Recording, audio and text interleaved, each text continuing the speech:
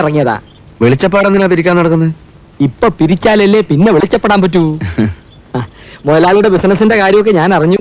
എല്ലാം നന്നായി വരും. ആരംഭിക്കുന്നതിന് മുമ്പ് ഭഗവതിക്ക് ഒരു പ്രാർത്ഥന തരണം. എല്ലാം ശുഭമായി ഭവിക്കും. ഞങ്ങൾ ഇവിടെ ഈ കാവിലെ കമ്മിറ്റിക്കാരാ. ഉത്സവ പിരിവിന് വേണ്ടി ഇറങ്ങിയതാ. നേരിട്ട് കണ്ട സ്ഥിതിക്ക് പവിത്രന്റെ വക സൗകര്യം പോലെ 500 1000 എല്ലാത്തിനും സമയമുണ്ടെന്റെ മാധവൻ നായരെ. ഉണ്ട്. നിങ്ങൾ ഇരിക്ക്. ആദ്യം ഞങ്ങൾ തമ്മിൽ ചെറിയൊരു ഇടപാടുണ്ട്. അതൊന്ന് തീർക്കട്ടെ. എനിക്ക് ധൃതിയില്ല. ഇരിക്ക്. ഉള്ള ലോഹ സ്വർണം കയ്യിൽ വരാനും പോവാനും അതിനുകൊണ്ടൊരു സമയം. പണം ഇന്ന് തന്നെ വേണോ അതോ നാളെ കഴിഞ്ഞിട്ട് മതിയോ? അത് എത്ര വേഗം കിട്ടുന്നോ അത്രയും വേഗം. എനിക്ക് പ്രശ്നമൊന്നുമില്ല. ഒന്ന് ടൗൺ വരെ പോകണം, വരണം. സ്വർണ്ണല്ലേ നമ്മുടെ കൈ കിടക്കുന്നത്. ഏതായാലും ഞാനും ഇതിന്റെ മാറ്റം നിറച്ചു നോക്കട്ടെ.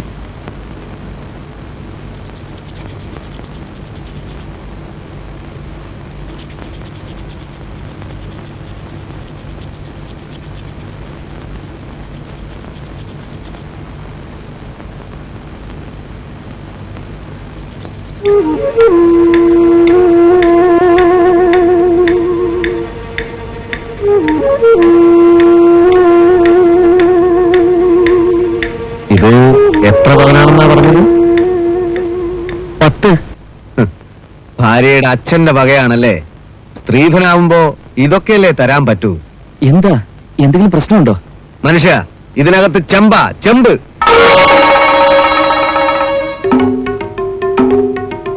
പത്ത് പവൻ പോയിട്ട് 1/4 പവൻ സ്വർണം ഇതിലില്ല. ഞാനെന്താ വിട്ടിയാണെന്നാണോ നിങ്ങൾ വിചാരിച്ചത്?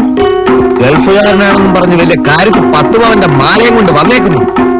ഇതിനകത്ത് മുഴുവൻ ചെമ്പ, സ്വർണം പൂശിയ ചെമ്പുമാല. എന്റെ ഭാഗ്യത്തിന് ഇവിടെ വെച്ച് മാറ്റി നോക്കാൻ തോന്നിയത്.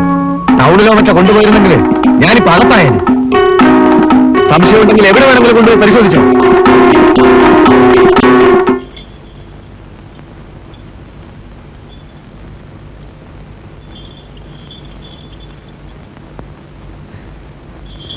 ഇപ്പോഴെങ്ങനെ തട്ടാൻ തട്ടിയോ? അന്ന് നിങ്ങളൊക്കെ എന്നെ കളിയാക്കിയില്ലേ? 10 പവൻ ഒരു പെണ്ണിന് കൊടുത്ത ഞാൻ ഒരു പൊട്ടനാണെന്ന് വരെ പറഞ്ഞില്ലേ? ഞാൻ കൊടുത്തതേ ചെമ്പ, തനിച്ചെമ്പ്. ഞാൻ ജനിച്ചത് ഒറ്റ തന്തക്ക, തട്ടാൻ ഗോപാലനായന്റെ തന്ത.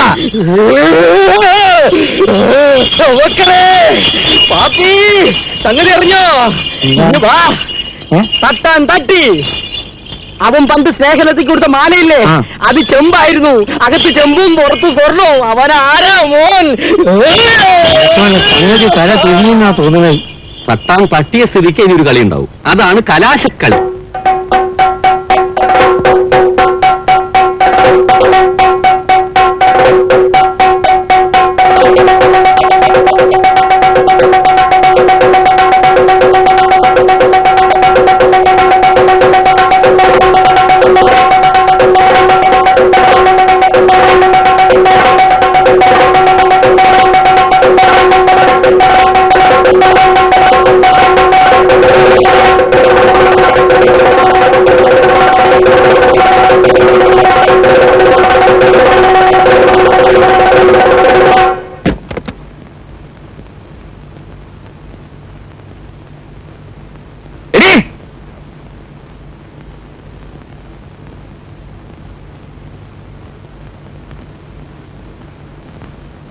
നിന്റെ തന്ത ഞാനൊന്ന് പൊട്ടനാണെന്ന് വിചാരിച്ചോടി.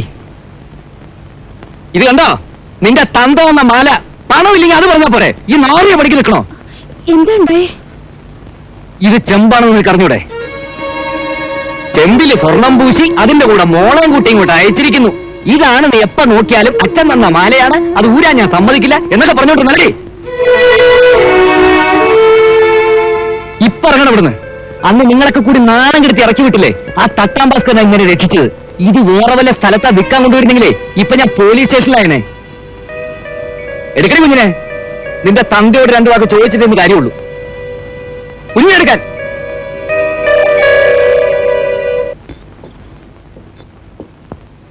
അല്ല, നമ്മളെ പവിത്രനും പണിക്കണ മൂന്നല്ല അതായിരുന്നേ.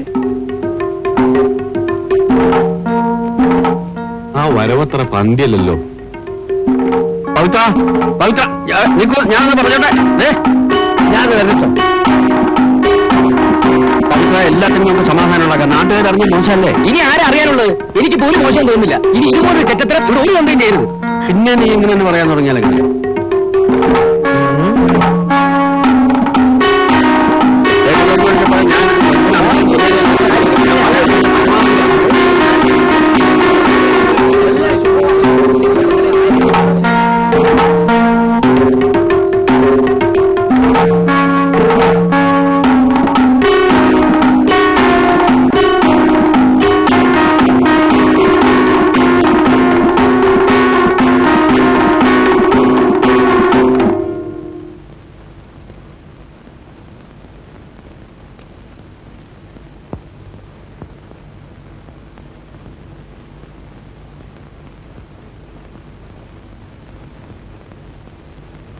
ഇവിടെ വെക്കാണ്. എന്ത് പണിയാണ് കാണിച്ചു വെച്ചേക്കണത്? ഒന്നുമില്ല. അന്ന് അവരെ നെഞ്ചിട്ട് കുത്തി, ഇന്ന് തിരിച്ചൊന്ന് കുത്തി, അത്രേ ഉള്ളൂ. ചതിപ്പണി ഈ നാട്ടിലുണ്ടാവരുത്. ഒരു ഇഞ്ചി വിട്ടു കൊടുക്കരുത്. അത് ശരിയായോ? എന്താ ശരിയല്ലാത്ത? പണിക്കരങ്ങനെ വലിയ ആളൊന്നും ആവണ്ട. ഞങ്ങളുണ്ട് ഭാസ്കരന്റെ കൂടെ. പറയുന്നത് എന്താ പറയാ? നിങ്ങൾ എന്ത് പറഞ്ഞാലും ഞാൻ ഈ കാര്യത്തിനെതിരാ. കല്യാണം കഴിച്ച് അവർക്കൊരു കുട്ടിയായി. ഈ സമയത്ത് ഇങ്ങനൊരു പ്രശ്നം ഉണ്ടാവാൻ പാടില്ലായിരുന്നു. പിന്നെ ഏത് സമയത്ത് അങ്ങനെ പ്രശ്നം ഉണ്ടാകാൻ?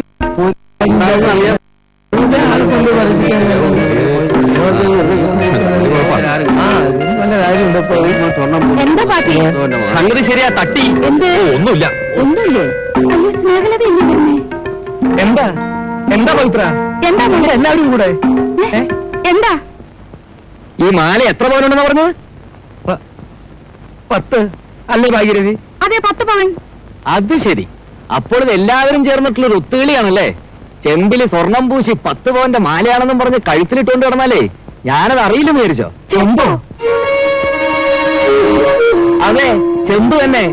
തന്ന ഉരുപ്പടി മുഴുവൻ ഇങ്ങനത്തെ ആണെങ്കിലേ തന്ന പെണ്ണിനും കാണാൻ എന്തെങ്കിലും ദോഷം. ഇനി അതൊക്കെ അറിഞ്ഞിട്ട് മതി. ചെമ്പോ? ഇതെങ്ങനെ ചെമ്പാവുന്നേ? മോനെ പവിത്ര, നീ ഞാൻ പറയുന്നു കേട്ടെടുത്തോളൊക്കെ തന്നെ ധാരാള. പാവന്നെ, നമുക്ക് അകത്ത് ഇങ്ങനെ ഓ, സംസാരിക്കാം. നാട്ടുകാര് കേൾക്കുന്നുള്ള കുറച്ചിലായിരിക്കും. കേൾക്കട്ടെ, ജ്യോതിഷ മാന്ത്രിക രത്നത്തിന്റെ ഒരു മഹിമ. ഞാൻ നിന്റെ കാല് പിടിക്കാൻ പവിത്ര. എനിക്കൊരു അബദ്ധം പറ്റിയത്. എന്റെ കാലും ആരും പിടിക്കണ്ട. എന്നെ പോലീസ് സ്റ്റേഷനിൽ കയറാതെ രക്ഷപ്പെടുത്തിയതേ ആ ഭാസ്കരനാ. അവന്റെ കാലിയൊന്ന് പിടി. തച്ചുപവന്റെ ഒരു മാല. മതി പറഞ്ഞത്. അയാൾ അത്ര വലിയ ആളൊന്നും ആക്കണ്ട. എനിക്ക് മാല വന്നതേ നിങ്ങളെ രക്ഷിച്ചാ താത്താൻ തന്നെയാ. സ്നേഹലവേ, മോളെ,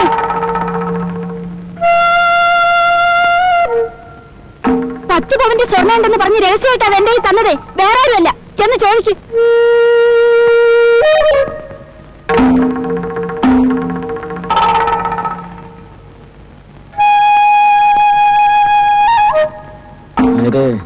സ്ഥലം വിടുന്നതാണ് നല്ലത്.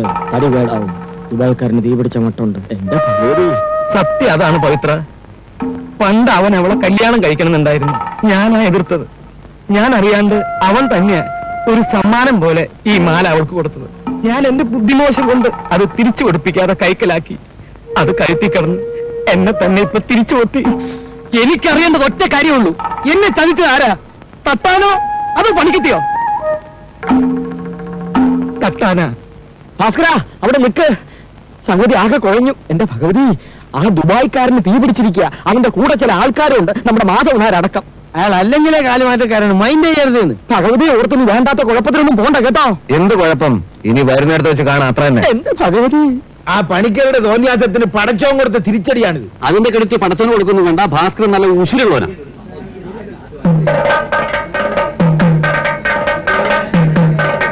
എന്റെ അമ്മേ, ഭാസ്കര മുങ്ങിക്കോ, മുങ്ങിക്കോ. നിങ്ങളൊന്നും മിണ്ടാണ്ടിരിക്കും.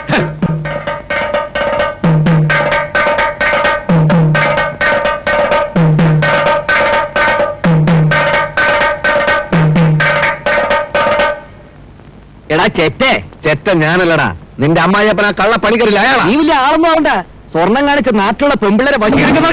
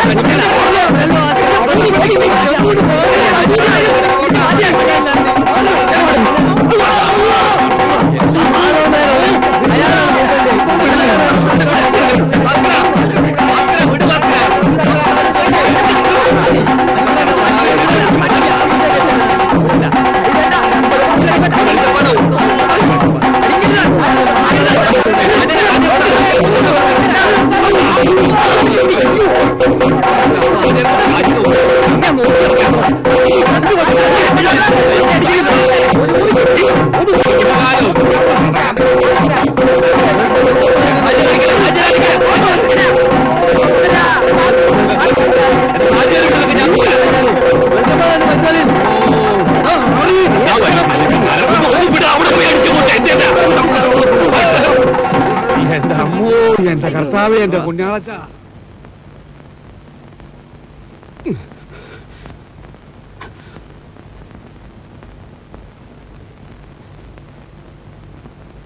ഹജാരം വിട്ടാരേ, ഹജാരം വിട്ടാരേ. കൺമൈ താത്ത, കൺമൈ താത്ത, കൺമൈ താത്ത. ആരത്? ഇത് ഞാനാണോ പശുവിനെ കളഞ്ഞ പാപ്പി? ഹാജാരത്തെ എല്ലാവരും കൂടി തല്ലിക്കൊല്ലണം, ഒന്ന് ഓടി വരും. എന്റെ ബദിരീങ്ങളെ, എവിടെയാ ഓടുന്നത്?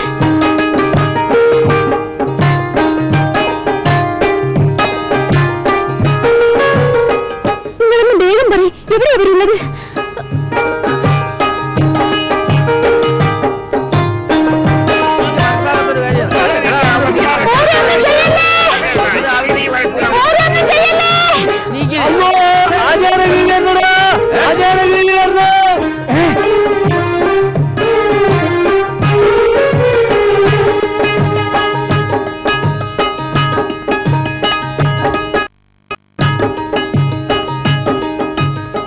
കൽമേ, എന്റെ പുന്നാരമുത്തെ, ഈ എന്തിനാണ് ഇവിടെ വന്നത്?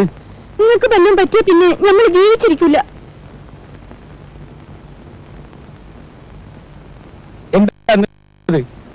തല്ലി ചാവിണ്ട, ഒരു പെണ്ണിന് വേണ്ടി തല്ലി ചാവി.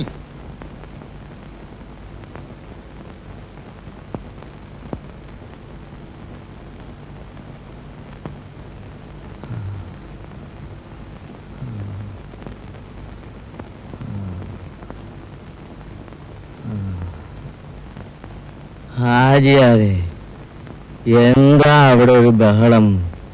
നിങ്ങളുടെ മോൻ ഭാസ്കരൻ അയൽവക്കത്തെ പണിക്കരെ മോക്കൊരു മാല കൊടുത്തില്ലേ? അതും പറഞ്ഞ് നാട്ടുകാരെ മുഴുവൻ അവനെ ഇട്ട് ചക്രശ്വാസം വലിപ്പിച്ചില്ലേ?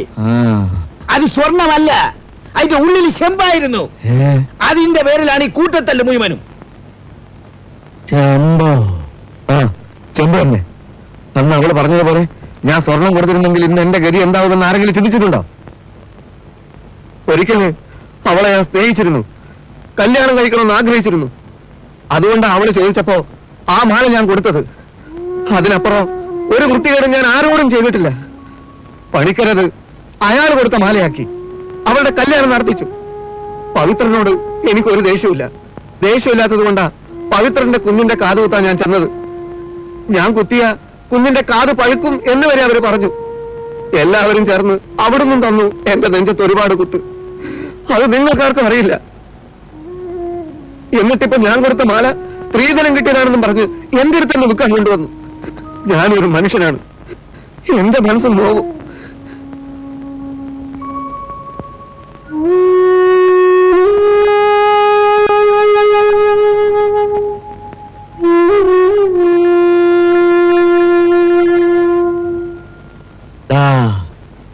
നീ അടുത്തു വാ. നീ പറഞ്ഞതൊക്കെ അച്ഛൻ കേട്ടു, ഒക്കെ സമ്മതിച്ചു. പക്ഷേ ചെമ്പുമാലയിൽ സ്വർണം പൂശി സ്വർണമാലയാക്കി കൊടുക്കാൻ നിനക്ക് തോന്നിയില്ലേ? ആ ബുദ്ധി എന്റെ മോൻ എവിടുന്ന് കിട്ടി?